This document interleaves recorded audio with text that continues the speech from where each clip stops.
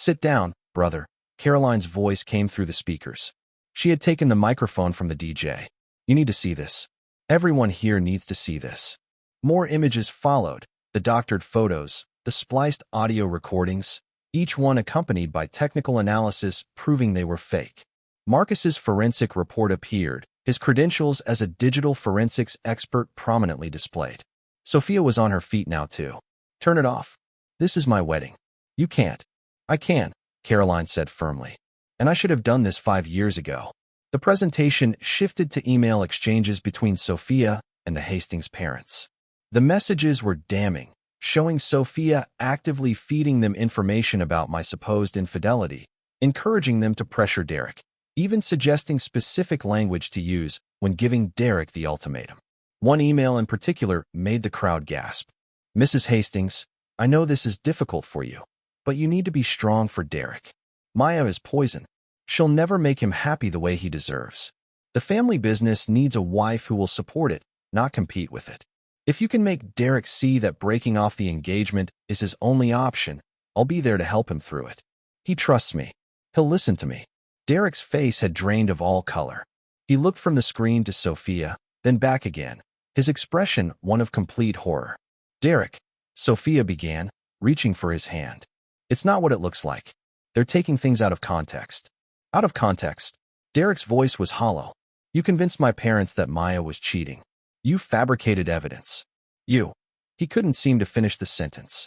The final section of the presentation was the most devastating. Video testimonials from 3 women appeared on screen, former friends of Sophia who had distanced themselves from her over the years. Derek and Sophia entered to applause and music, looking every inch the perfect couple. They danced their first dance to a classic romantic ballad, gazing into each other's eyes with apparent devotion. I almost lost my nerve, almost grabbed the USB drive and ran. But then I remembered the pain of waking up to find Derek gone. I remembered crying myself to sleep for months. I remembered rebuilding my entire life from scratch because of Sophia's lies. The dance ended. The couple returned to their seats. The lights dimmed. And now, the DJ announced, Caroline Hastings has prepared a special presentation for the bride and groom. The screen flickered to life. And the truth, after 5 long years, was finally about to be revealed. To be continued in Part 3. End of Part 2. Word count, 2,000 words. B3 Part 3. Sweet Revenge and New Beginnings. The plan takes shape. The screen behind the head table glowed with a simple title slide. The truth about love and lies. Murmurs rippled through the crowd as guests shifted in their seats, curious about what kind of tribute this might be. I watched Derek's face from my position at the back of the room. He looked confused, glancing at Caroline with raised eyebrows. Sophia had gone completely rigid in her chair, her champagne glass frozen halfway to her lips.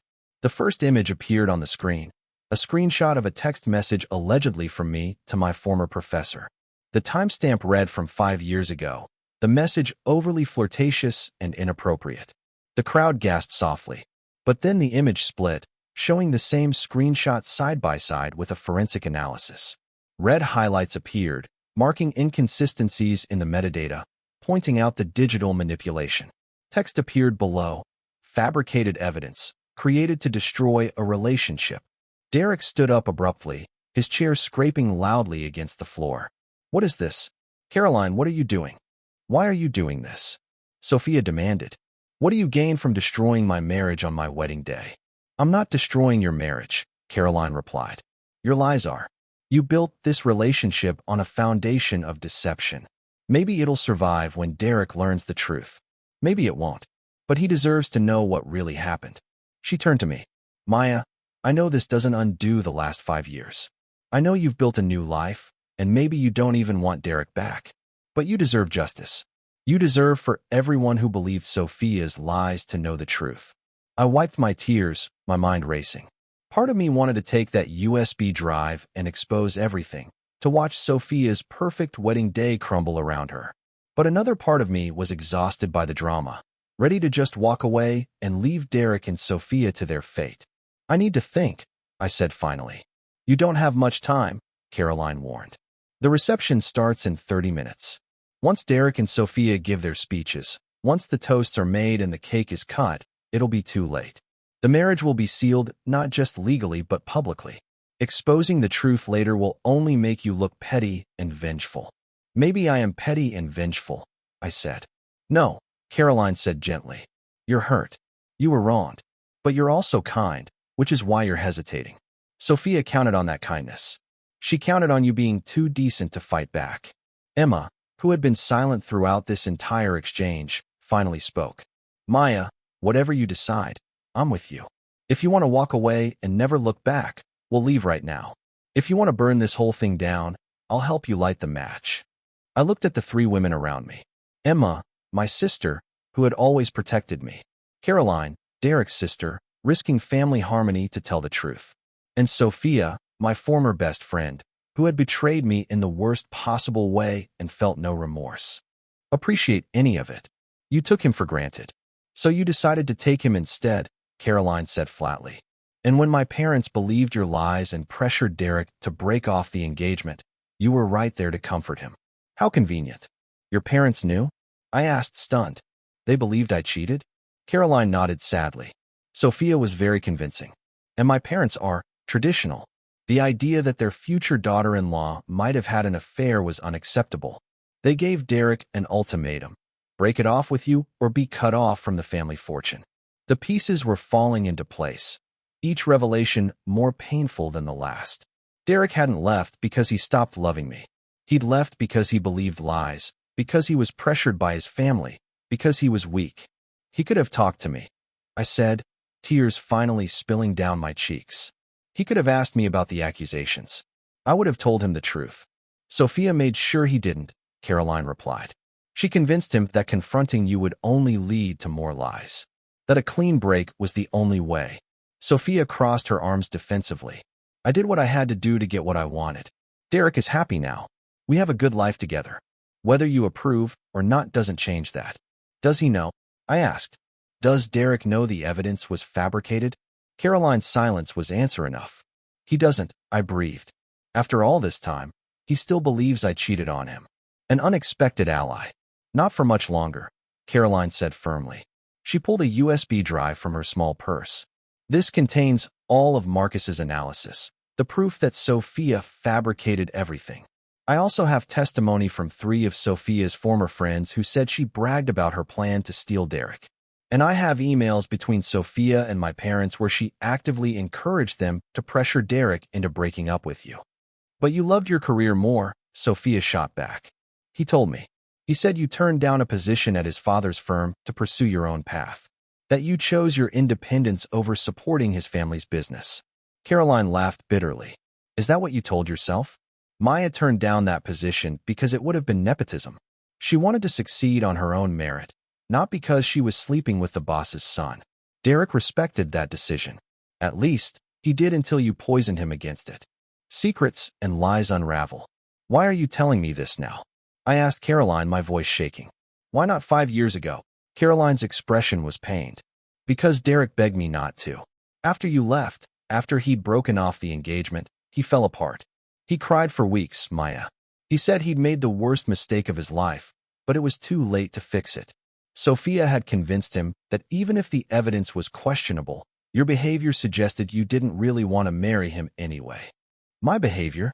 The late nights at work, the business trips, the times you were too exhausted to attend his family functions.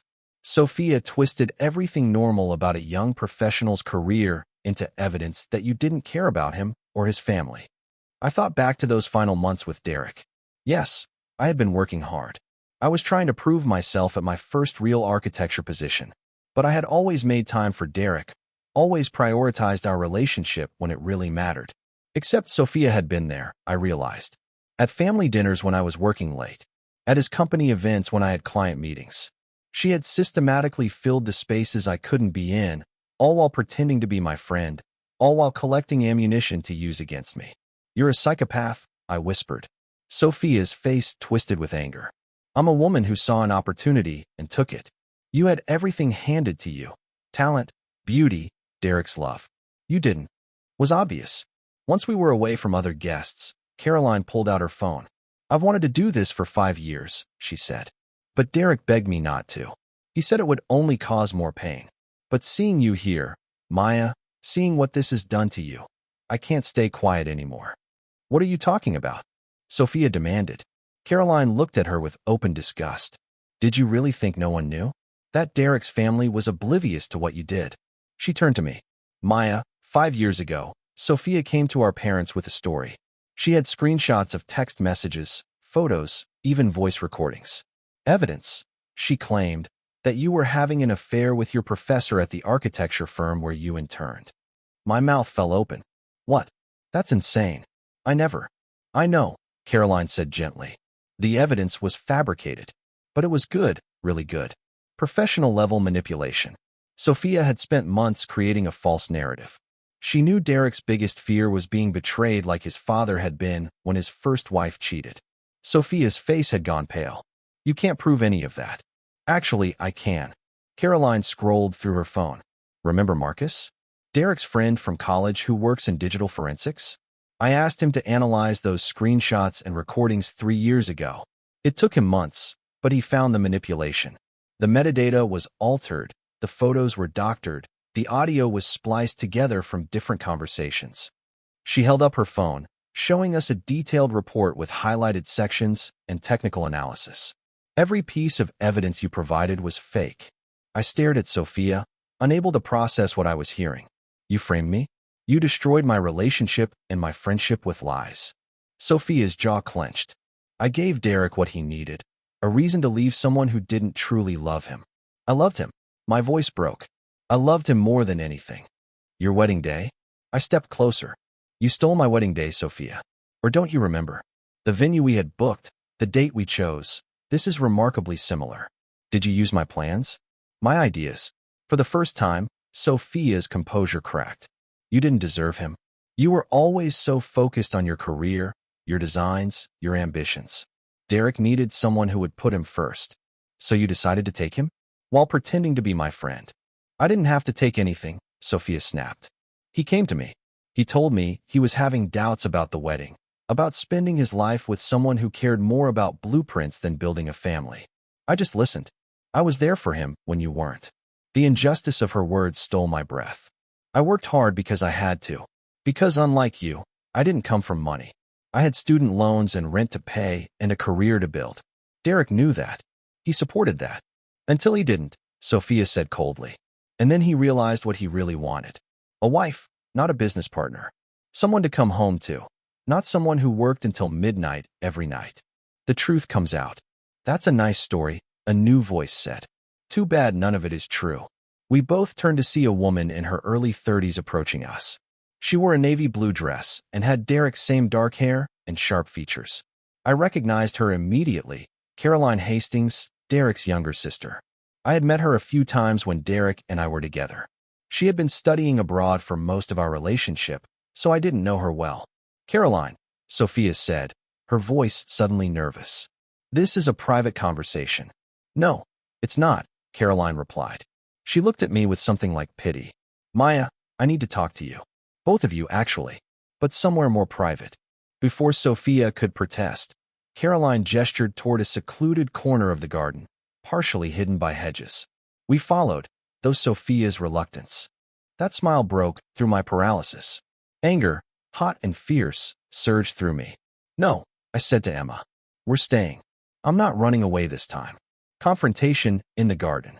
The cocktail hour was held in the garden, where waiters circulated with champagne and elaborate hors d'oeuvres. White-clothed tables were scattered across the lawn, and a string quartet played soft music near a decorative fountain. It was elegant, expensive, perfect. I downed my first glass of champagne in 3 gulps and immediately grabbed another.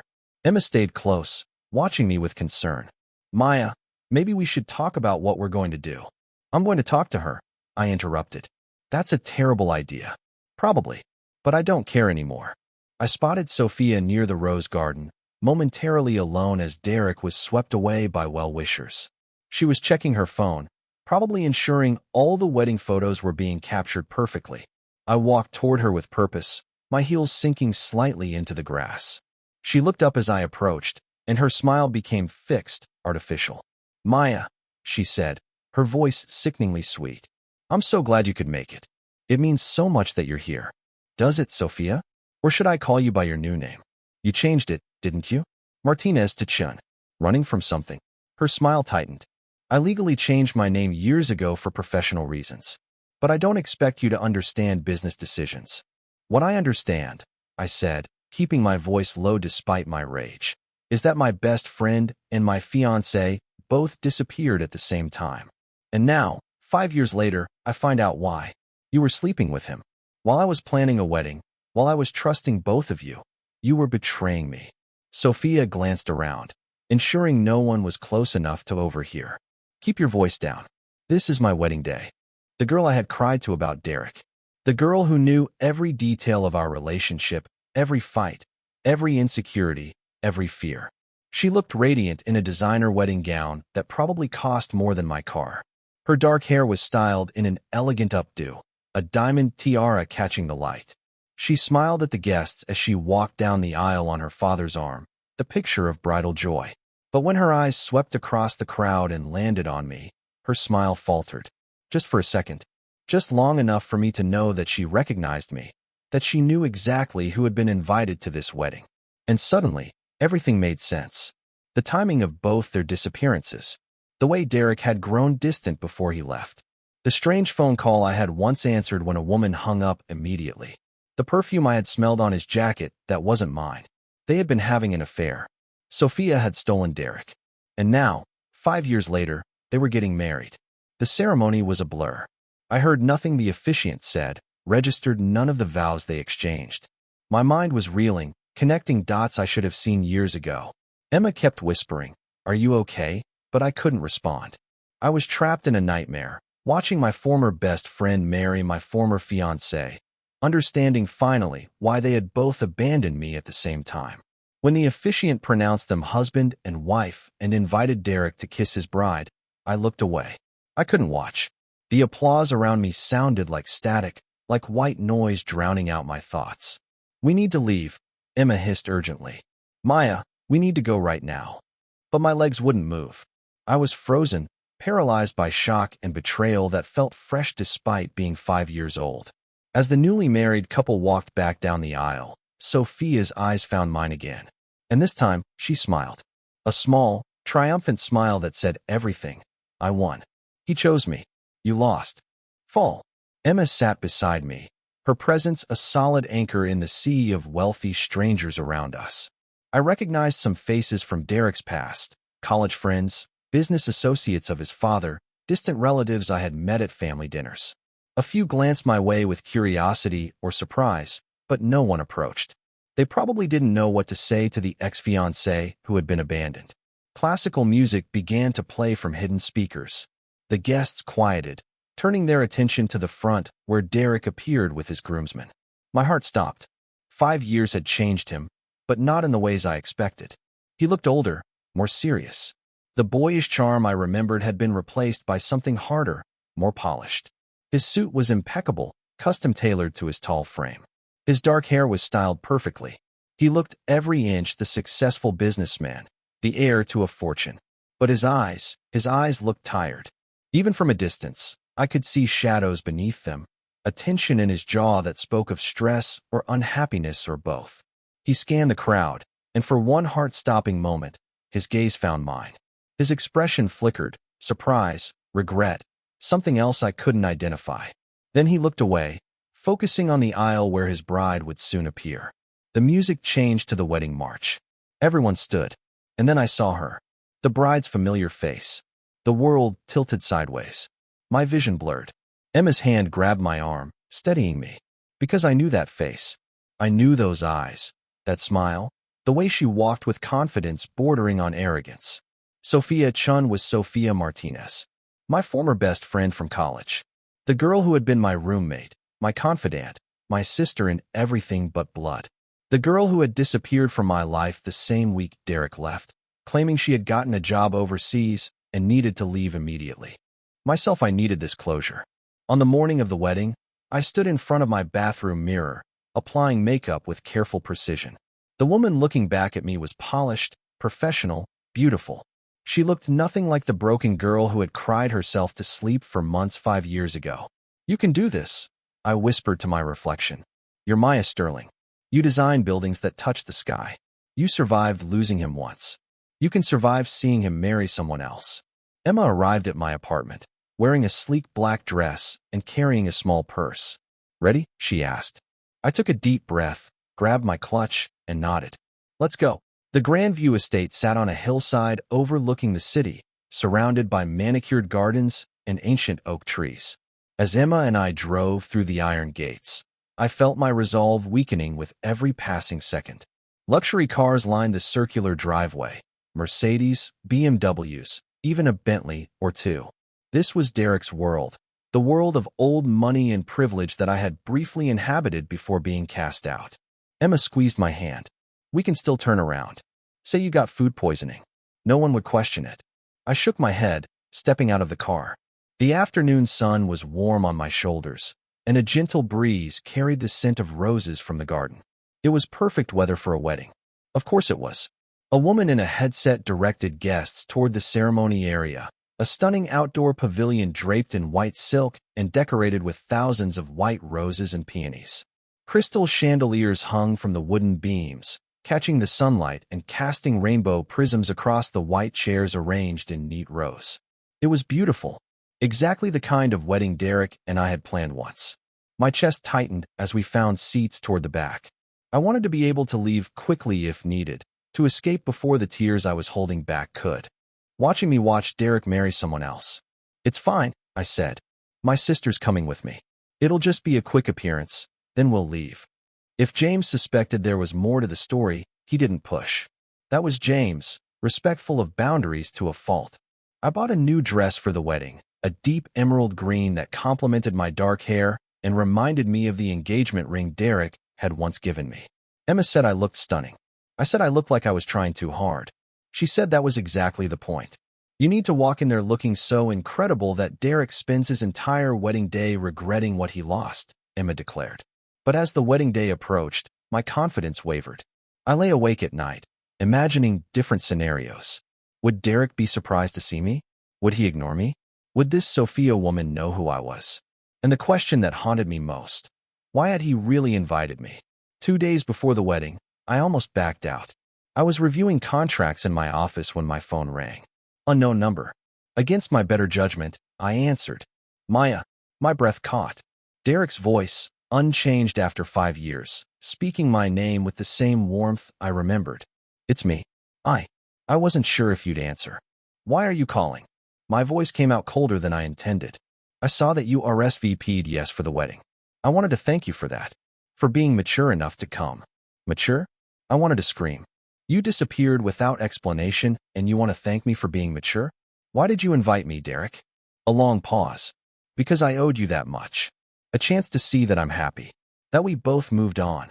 You moved on, I corrected. I was left behind to pick up the pieces. My aunt, I'll see you at your wedding. I hung up before he could say anything else. My hands were shaking. Emma had been right. I shouldn't go. This was a terrible idea. But I had already committed, already bought the dress, already told. I heard typing in the background as Emma immediately went into investigation mode. My sister was a journalist, and her research skills were legendary. Found her, Emma said after a moment. Oh wow. She's Maya, she looks a lot like you. My stomach twisted. What do you mean? Same hair color, similar height from what I can tell. She's a marketing executive. Lots of photos at charity events with Derek. They've been together it looks like about 4 years based on when the photos start. For years. So he had moved on quickly after abandoning me. The pain was sharp and fresh, as if the breakup had happened yesterday instead of 5 years ago. Are you going to go? Emma asked carefully. I don't know. Why would he even invite me? Maybe he feels guilty. Or maybe this Sophia pushed him to do it, not knowing the real story. Or maybe, Emma paused. Maybe he wants you to stop him. I laughed bitterly. That only happens in movies, Em. So don't go? Throw the invitation away. He doesn't deserve a second of your time. But even as Emma said it, I knew I would go. I needed to see Derek again, to look him in the eyes and understand what had happened. I needed closure, real closure, not the fake version I had constructed through years of pretending I was fine. I'm going, I said quietly. Emma sighed. Then I'm going with you. You're not facing him alone. preparing for battle. The next 3 weeks passed in a blur of preparation. I told James about the invitation, carefully editing the story to make it sound less significant than it was. An ex-boyfriend from years ago is getting married, I explained over dinner. He sent an invitation, probably out of politeness. I thought I might go, just to show there are no hard feelings. James frowned slightly. Do you want me to come with you? I should have said yes. A supportive boyfriend accompanying me to an ex's wedding was the normal, healthy thing. But I couldn't bear the thought of James. My architecture thesis, already obsessed with creating spaces that made people feel something. We were different, but somehow that made us fit together perfectly. Derek pursued me with a determination that was flattering and overwhelming. He showed up at my studio with coffee during late-night work sessions. He learned about architecture just so he could understand my passion. He told me I was brilliant, talented, going to change the world with my designs. We moved in together 6 months after graduating. His family had money, old money from generations of successful business ventures, but Derek never acted entitled. He worked hard at his father's firm, proving himself rather than coasting on his family name. 2 years later, on a beach in Santorini during sunset, he proposed. The ring was a vintage emerald, my birthstone, set in platinum. I don't want a diamond like everyone else, he had said. I want something as unique as you are. I said yes without hesitation. We set a date, booked a venue, sent save the dates to 200 guests. I designed my own wedding dress, sketching it during lunch breaks at my first architecture job. Everything was perfect, until it wasn't. 3 months before the wedding, Derek began acting strange. He worked later hours, seemed distracted during conversations, and dodged questions about wedding planning. I attributed it to work stress. His father had been pushing him to take on more responsibility at the firm. Then, one morning, he was just gone. The decision to attend. I called Emma the moment I finished my second glass of wine. She answered on the first ring, her voice cheerful until she heard my tone. Maya? What's wrong? I got a wedding invitation today. From Derek. Silence. Then, are you kidding me? That coward is getting married and had the audacity to invite you? Apparently. What's this woman's name? I'm going to find her on social media right now and… Sophia Chun, I interrupted. I've never heard of her. Eat at nice restaurants, and respect from my colleagues. I also had James. James Chun worked in the urban planning department, 2 floors below mine. We had met 18 months ago during a joint project meeting. He was kind, stable, and genuinely interested in my work and my thoughts. He brought me soup when I was sick, remembered my favorite flowers, and never pushed me for more than I was ready to give. We had been dating for a year now. It was comfortable, pleasant, easy. James never made my heart race the way Derek once had. But I told myself that was good. That kind of intense passion had only led to devastation. What James offered was better: security, consistency, partnership. He had started hinting about moving in together. Just last week, over dinner at an Italian restaurant, he had mentioned that his lease was ending soon and suggested we look for a place together. I had smiled and said we should talk about it more, buying myself time to figure out why the idea filled me with anxiety rather than excitement. Now, staring at that wedding invitation in my drawer, I understood. I had never truly moved on from Derek. I had just become very good at pretending. Memories that won't fade. That evening, I sat in my apartment with a glass of wine, the invitation spread on my coffee table. Despite my best efforts, memories flooded back with painful clarity. I remembered the first time I met Derek at a coffee shop near campus during our final year of university. He had accidentally grabbed my latte instead of his cappuccino, and we had both reached for the same cup at the same moment. Our fingers touched, our eyes met, and I felt something I had never felt before, an instant recognition, as if I had known him in another lifetime. We talked for 3 hours that day, missing our afternoon classes. He was studying business, preparing to join his family's investment firm. I was deep into eat at nice restaurants and respect from my colleagues. I also had James. James Chun worked in the urban planning department, 2 floors below mine. We had met 18 months ago during a joint project meeting. He was kind, stable, and genuinely interested in my work and my thoughts. He brought me soup when I was sick, remembered my favorite flowers, and never pushed me for more than I was ready to give. We had been dating for a year now. It was comfortable, pleasant, easy. James never made my heart race the way Derek once had. But I told myself that was good. That kind of intense passion had only led to devastation. What James offered was better: security, consistency, partnership. He had started hinting about moving in together. Just last week, over dinner at an Italian restaurant, he had mentioned that his lease was ending soon and suggested we look for a place together. I had smiled and said we should talk about it more, buying myself time to figure out why the idea filled me with anxiety rather than excitement. Now, staring at that wedding invitation in my drawer, I understood. I had never truly moved on from Derek. I had just become very good at pretending. Memories that won't fade. That evening, I sat in my apartment with a glass of wine, the invitation spread on my coffee table. Despite my best efforts, memories flooded back with painful clarity. I remembered the first time I met Derek at a coffee shop near campus during our final year of university. He had accidentally grabbed my latte instead of his cappuccino, and we had both reached for the same cup at the same moment. Our fingers touched, our eyes met, and I felt something I had never felt before, an instant recognition, as if I had known him in another lifetime. We talked for 3 hours that day, missing our afternoon classes. He was studying business, preparing to join his family's investment firm.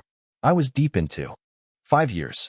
It had been 5 years since that terrible morning when I woke up to find Derek gone. No note, no text message, no explanation. Just an empty apartment where half the closet had been cleared out, his toothbrush missing from the bathroom, and an engagement ring left on the kitchen counter. I had called him 17 times that first day. Each call went straight to voicemail. I contacted his friends, his colleagues, even his parents. Everyone claimed they didn't know where he was or why he left. His mother had actually cried on the phone, saying she was as shocked as I was. For weeks, I was a disaster. I couldn't eat, couldn't sleep, couldn't focus on anything except the question that haunted me. Why? What had I done wrong? Had there been signs I missed? Was there someone else? My sister Emma had moved in with me for 2 months, forcing me to shower, to eat, to keep living. She had been furious on my behalf, calling Derek every name in the book and threatening to track him down and make him explain himself. But even Emma couldn't find him. It was as if Derek had simply erased himself from existence. Eventually, I had no choice but to move forward. I threw myself into my work with an intensity that worried my friends but saved my sanity. I took on extra projects, worked late nights, volunteered for the most challenging assignments. Architecture became my therapy, my escape, my purpose. And slowly, painfully, I rebuilt myself. I moved to a new apartment with no memories of Derek. I made new friends. I got promoted. I traveled to Paris and Tokyo for work. I learned to go entire days without thinking about him. Or so I told myself. The perfect life I built. By all external measures, I had succeeded brilliantly. At 32 years old, I was one of the youngest senior architects at Sterling Architecture. My designs had been featured in architectural magazines. I had a beautiful apartment overlooking the park, a salary that allowed me to buy designer clothes, and the morning started like any other Tuesday. I sat at my desk in the glass-walled office, reviewing blueprints for the Riverside Hotel project that had consumed my last 6 months. Sunlight streamed through the windows of Sterling Architecture, the firm where I had worked my way up from junior designer to senior architect. My phone buzzed with client emails, my coffee grew cold in its ceramic mug, and the city hummed with life 20 floors below. Then Rachel from reception appeared at my door, holding a cream-colored envelope with gold embossing. "This just arrived for you, Maya." Hand-delivered. I took the envelope without thinking much of it. Probably another corporate event invitation or a thank you note from a satisfied client. But when I looked at the return address, my heart stopped. Derek Hastings and Sophia Chun request your presence at their wedding. My hands trembled as I opened the envelope. Inside was an elegant invitation printed on thick cardstock with delicate floral patterns around the edges. The wedding was scheduled for 3 weeks from now at the Grandview Estate, one of the most exclusive venues in the city. The names stared back at me like ghosts from a past I thought I had buried. Derek, my ex-fiancé, the man who had promised me forever and then vanished without explanation 5 years ago. And Sophia. That name meant nothing to me. I had never heard Derek mention anyone by that name. Yet here she was, about to marry the man I once thought was my soulmate. "Maya, are you okay?" Rachel's voice seemed distant. "You look pale." I forced a smile and nodded, tucking the invitation into my desk drawer. I'm fine. Just surprised by something. Thank you, Rachel. After she left, I sat frozen in my chair, staring at the closed drawer as if it contained a bomb rather than a wedding invitation. My carefully constructed world suddenly felt unstable, like a building with a cracked foundation. 5 years of silence.